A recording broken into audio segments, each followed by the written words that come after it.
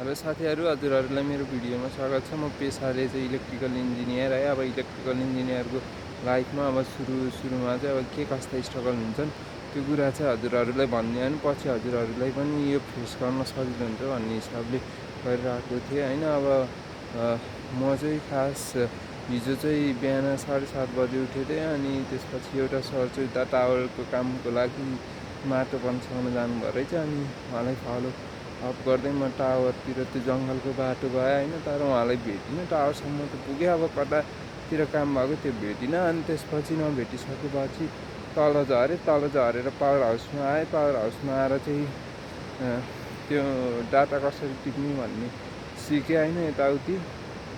त्यसपछि खाना खान गइयो अनि खाना खाएर आएपछि अनि फेरि त्यही डाटा टिप्ने अझ राम्रोसँग सिकेँ होइन। अब त्यो डाटा टिप्ने काम चाहिँ राम्रैसँग सिकियो भनौँ होइन, जानियो।